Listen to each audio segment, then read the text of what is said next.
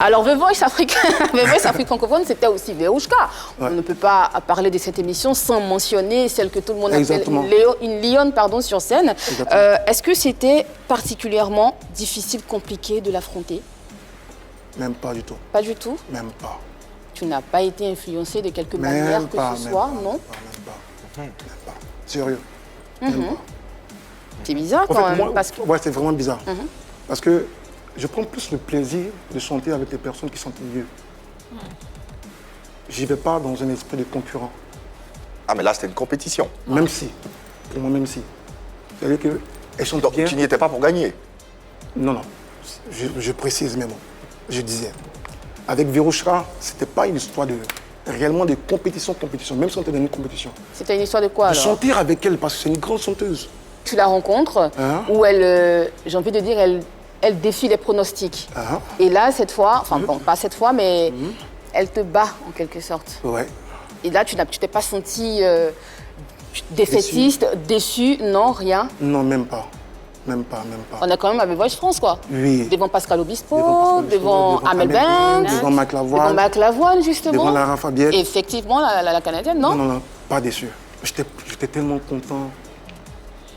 J'étais vraiment content. Pour moi, c'était au-delà d'une compétition, en fait. Ouais. Il avait déjà gagné sa compétition. Être à The Voice France, c'est pas donné à n'importe qui.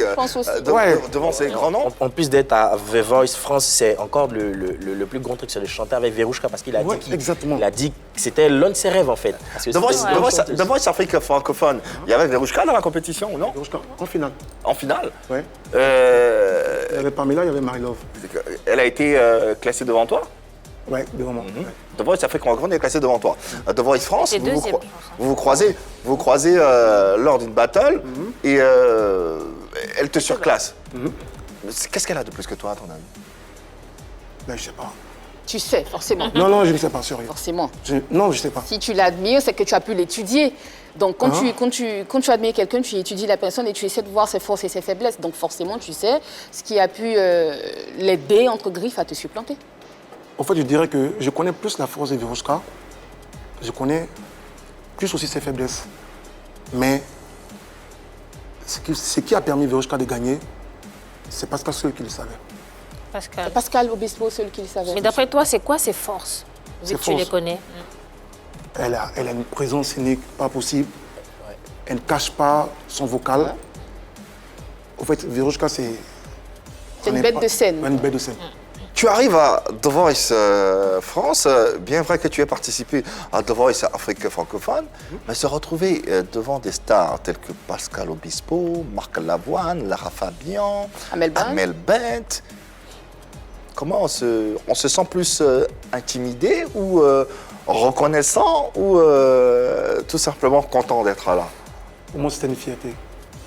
Et la fierté, je la portais depuis The Voice Afrique francophone. The Voice Afrique francophone m'a permis au moins de relever le visage de ma famille. Oh, c'est beau ça. Voilà. Ouais. Mon histoire pour moi, c'était au-delà de voir Pascal, de voir Mac Lavoine, de voir le truc. Parce que mon parcours, arrivé en France, il y a trop de choses.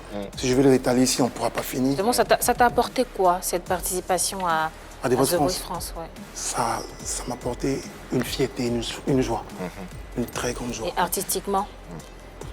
Là, on était dans un niveau de compétition. Que ce soit The Voice France, The Voice Afrique, c'est pareil, il n'y a aucune différence. Tu trouves même plus de talent en Afrique qu'en France. Ça n'a rien à voir que ce soit The Voice France.